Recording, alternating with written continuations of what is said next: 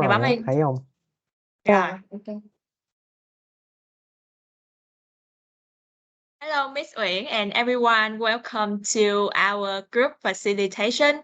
Our topic is using the software, and our group name is the Flashcard. Now, let's come to the content. As you can see, our presentation have 5 content, and my name is Han. I am responsible for the first one, which is the rationale why we use software in our language teaching. Okay. The first rationale I would like to mention is the interactive learning. As you can see on the slide, multiple media content, gamify activities, and interactive exercises are some of the features that language learning software can offer to the student in the class, and teacher can also make full use of this material to make the lesson more intriguing.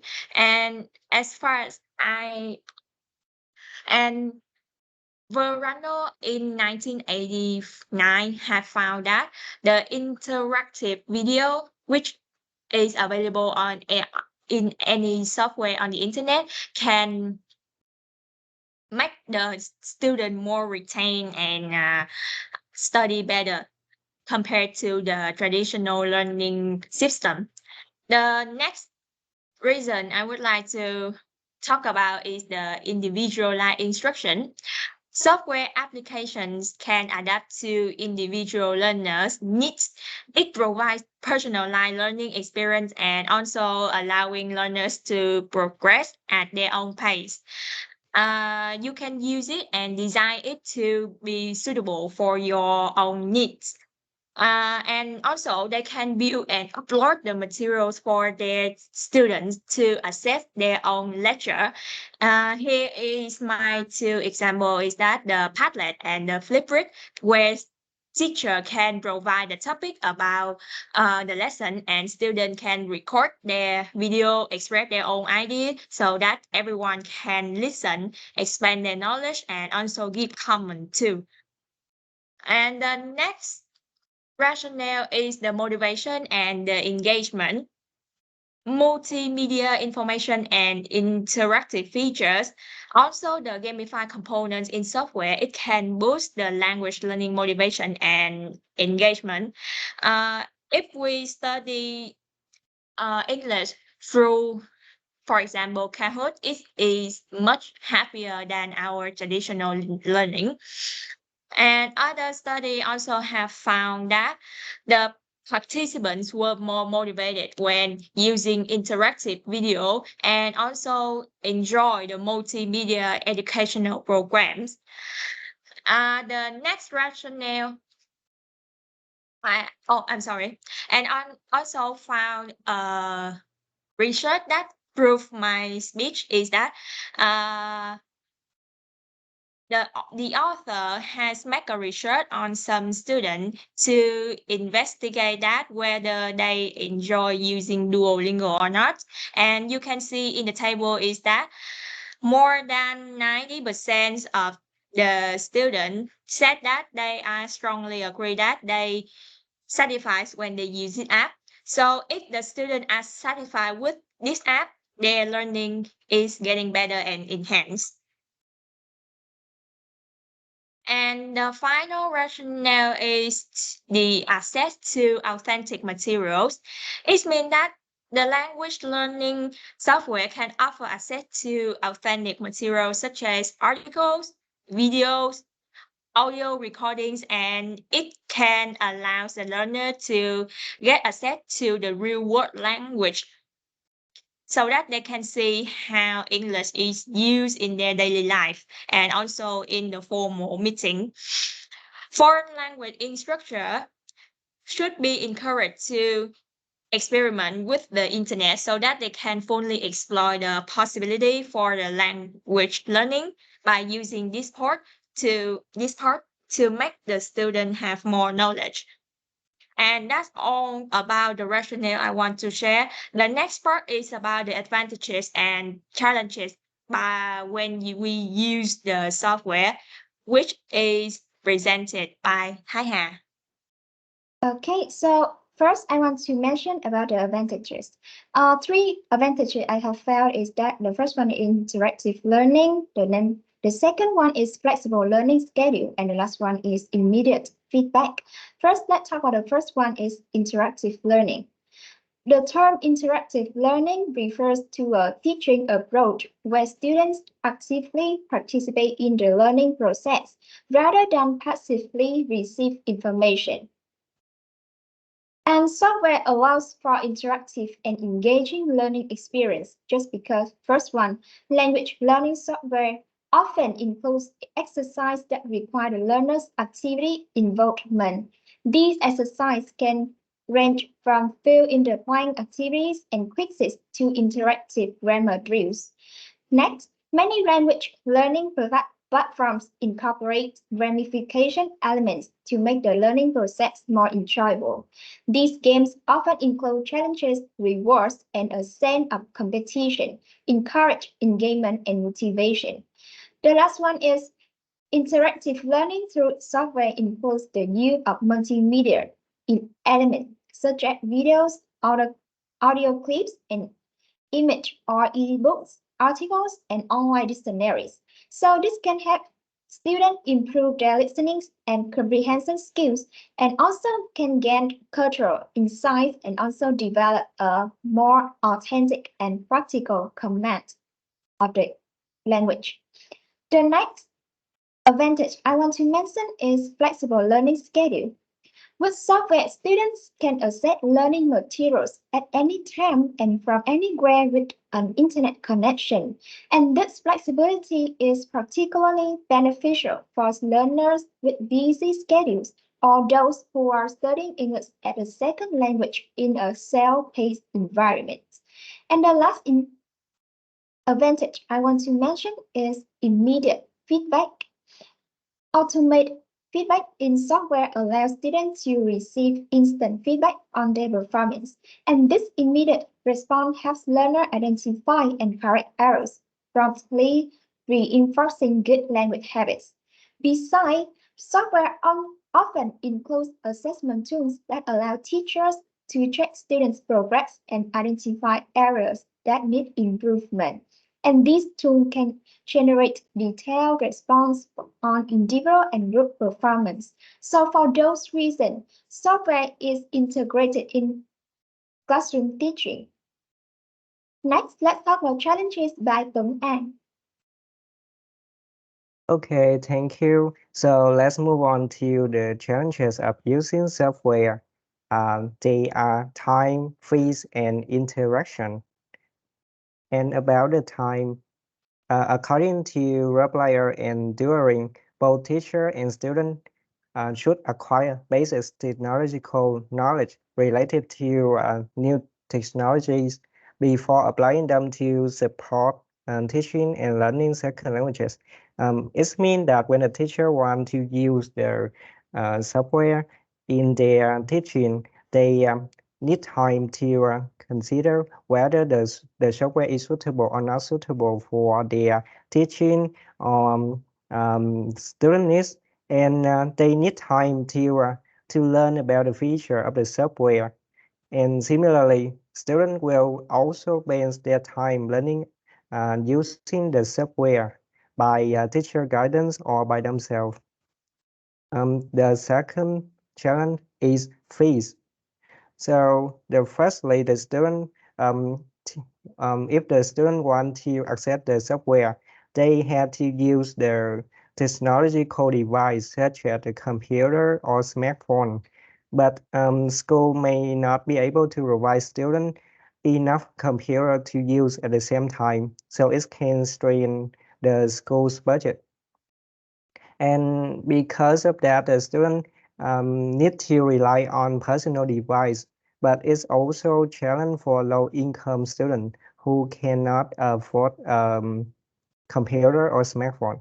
And finally, Some software may require fee to access the useful feature that help the learners achieve effective student results. And the final challenge is interaction. According to Mark Shower, he pointed out that computer programs may lack true interaction. So it means that in the reality, the program should not only be able to correct spoken input, but also appropriate it in the context. Consequently, it is difficult for the software to accurately correct student mistakes in syntax, pronunciation, or language uses. In contrast, the teacher can understand and immediately handle unexpected situation that happen to learners. So let's move on to the philosophy that is presented by Mr. Hill. Okay, so let's talk about our philosophy when choosing software. Although software brings about a lot of advantages, as mentioned above, the teacher needs to carefully consider these criteria because they will have an effect on the teaching and learning process. So the first criteria that we need to bear in mind is the function. So software is generally used to present information, track student progress, and collect, analyze information. Let's take Quizy for example. Teachers usually use this software to present information about the test, and he can also track student progress when how many percent of students have completed the test or not, and he can also collect the scores from the students and analyze the information. Now let's move on to the second criteria, which is learner orientation. Beside the function of software, learner orientation is of great importance because the new curriculum 2018 by the Ministry of Education and Training focuses on student-centered approach, so all the software being chosen must be used for learner orientation. So to be more specific, software enables difficult knowledge areas to be learned more easily so that students can achieve the learning outcomes. However, teachers should select appropriate software to meet the learning needs of students. That means students' needs is taken into account to choose the correct and suitable software. Let's take Elsa Speak for example. This software can help students to understand their pronunciation and know that their pronunciation is correct or not, and they can compare their pronunciation with the native speakers' ones to see any similarity and differences. This helps students to achieve the learning outcomes. So we have just talked about learner orientation. Now let's move on to the third criteria is knowledge of the software. Besides the function as well as learner orientation, teachers have to have the basic knowledge or the basic understanding of that software so that it is easier for them to use the software that is familiar rather than use a strange one. As mentioned above, using the software takes time and patience to apply the new knowledge in teaching, so it is easier for them to use the familiar software. So, besides the knowledge of software that teacher accumulates, students' knowledge about the software is taken into account because teacher need to explain how to use the software to students and make sure every student understand. For example, in order to make sure every student understand how to take part in exam organized by Quizy, a teacher need to announce student about the time, about the type of questions, about how to choose the answer, so that student can understand the difference between taking a test using Quizy compared to taking a test by traditional way, because If students fail to turn in the test in the time, they will be failed in that subject. So the teacher needs to make sure every student understands. So we have just mentioned about the knowledge of the software. How about the next criteria? Let's talk about learning objective.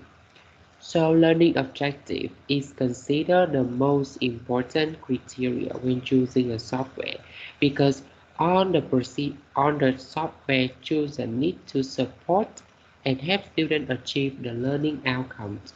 So teacher need to bear in mind the content, the teaching methods, and how to integrate into the lesson. These help the teachers to select the most appropriate software to meet the students' required learning goals. Let's take Padlet for example. So in order to help students to achieve the learning outcome, for example, Unit 6, Gender Equality in Global Success 10, about the reading skills.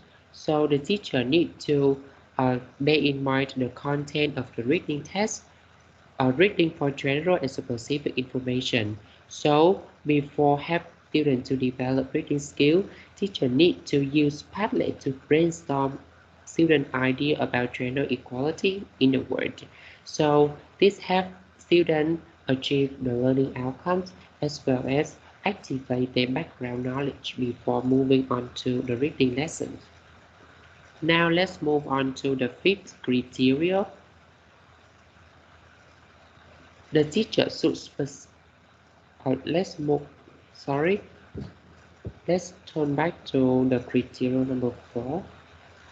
Our teacher should specify how the software will be used, and teachers should select the appropriate software so that the teacher can help students to meet the instructional needs of the curriculum. So let's talk about more about the instructional needs. So for example, the curriculum aims to help students achieve the speaking lessons integrate into a reading one. So this means that the teacher should select the tools that can help students both to develop their reading skills and speaking skills. Now let's move on to the fifth criteria. That is the user-friendly characteristics and costs. So teachers should bear in mind that the software is easy or difficult for students to use or to apply in their learning, and also the cost of the software is taken into consideration because if the software costs too much, then it's not advisable for our students to utilize it. Let's take Canva for example. The software is very user-friendly and many teachers use it to help students to design many e-portfolio of writing or any portfolio. However, some images or some functions on Canva is not free. So that means that the students have to pay money to use these functions. So the teacher needs to bear this in mind because if the software costs the student too much, then it's not very practical to choose them. And now let's move on to the next part. Facilities of the class. So that means teachers should choose the software that can be applied in the situation of the class. In other words, if the software requires devices that are not available in the class, it may not be appropriate and practical to choose. For example, the teacher decides to choose Padlet to help students brainstorm ideas. However, for example, in offline learning, the class doesn't have any projector. So how can the teacher show the screen of the student's idea brainstorm so that every student in class can see? So that's impractical to choose this software to brainstorm ideas in an offline learning. So teacher may consider other software that can help students to use within the facilities of the class. So these 6 philosophies are our group discussion, and they are also in line with previous studies about using software in teaching English, as you can see on the screen. Now let's move on to the next part about the applications and demo video presented by Minh.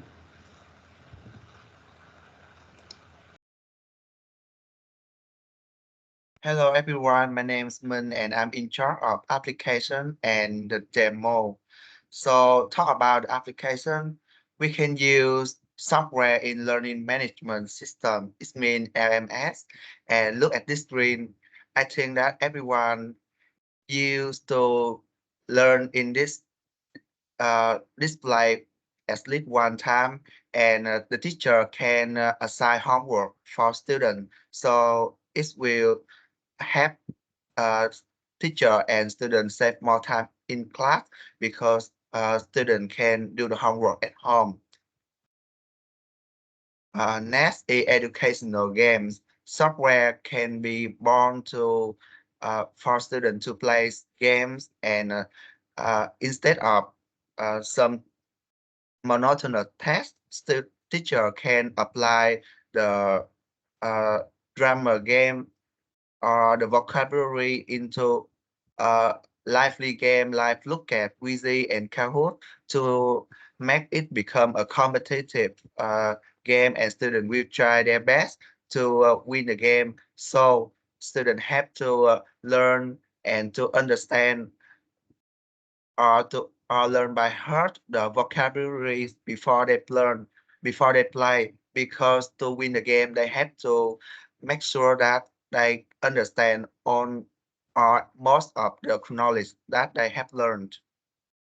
And next, software can be used as educational apps like Elsa that student can use to practice pronunciation and speaking skills, or Duolingo. Student can practice grammar or vocabulary, and like dictionary, we have Oxford Dictionary or Laban Dictionary. It's a English with a main dictionary for students to make the learning process become more easier, because it can help students to understand the words.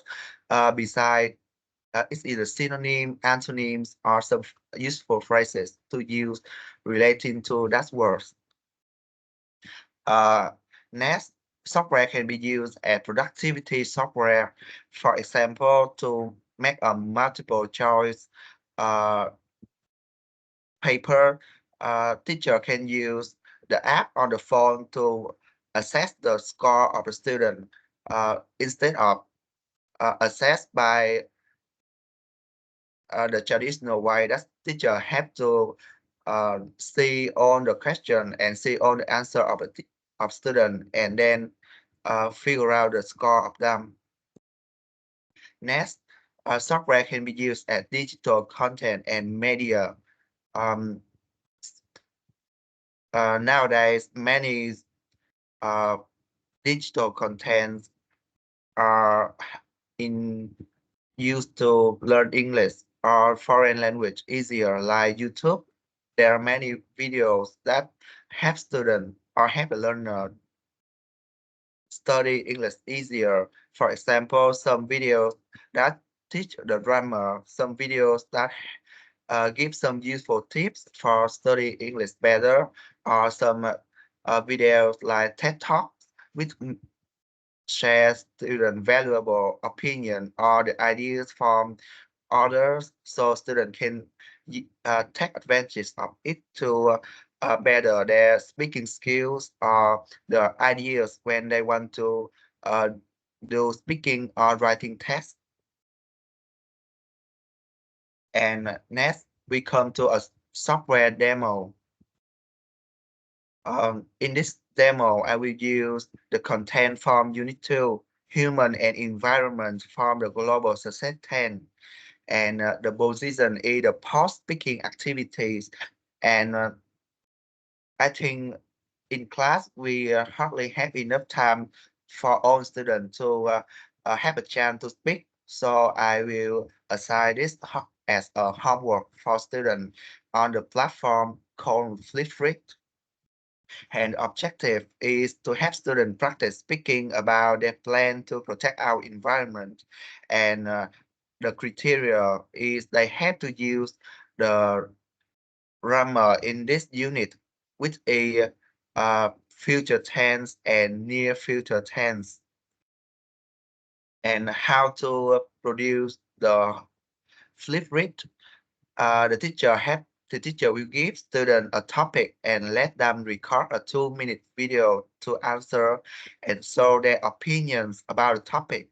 Then the student post the video on the display.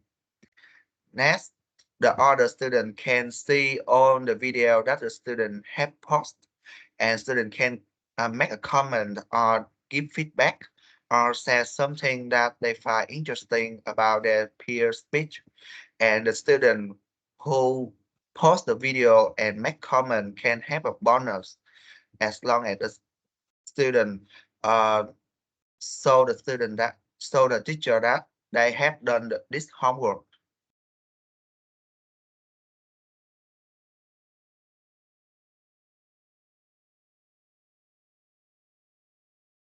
And let's see the demo on the Flip platform.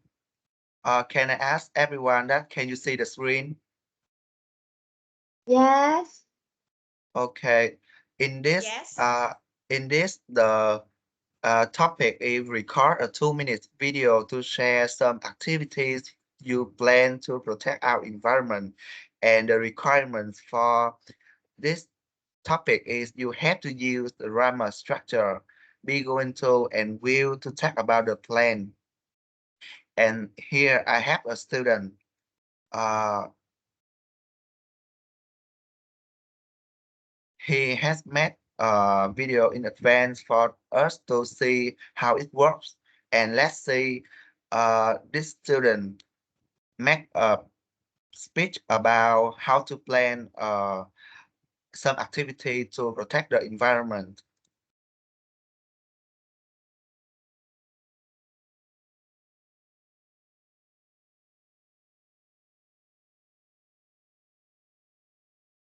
Teacher, we cannot hear the voice.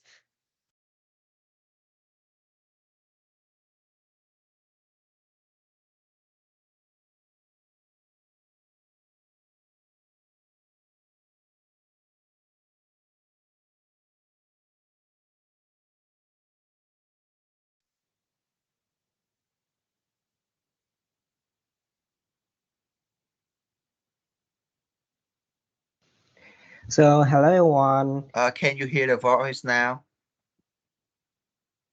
Hello everyone. My name is An, and on Sunday, I and my friend are going to meet at the Central Park to do something to protect the environment. We are going to divide them into two teams. The first teams, they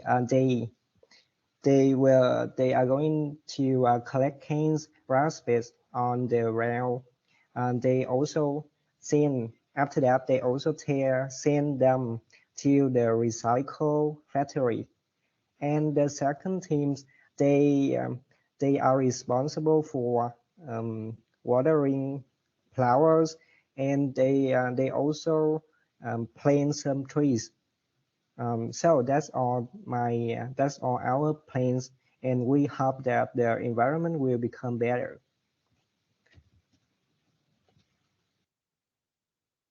So the student made a good speech because he has used a lot of uh, sentence that make use of the grammar, be going to and will, and the content is good because it's focused on the activity that he can use to protect our environment. And in this video, we have a comment from the peer, and let's see what does he comment about his video. Hello, and my name is Khan, and I have heard carefully about your sharing how to protect the environment. And I agree with your idea is that we can come up with our teams and then divide it into small groups so that we can clean the surroundings. Moreover, I want to extract more idea about how to protect the environment is that we can use the public transportation rather than our own motorbike so that we can reduce the emission of the smoke in the area. That's all I want to share. Thank you, Anne. So, and you can see from this video, not only she make a compliment on her peer, but also she share some ideas and share some thing that she herself can apply to protect the environment. And she also use the Beagle tool and Wheel Rammer. So these two videos are valid to get a bonus from the teacher. And that's also the end of our presentation. So should you have any question, don't hesitate to ask our group. Thank you for your listening.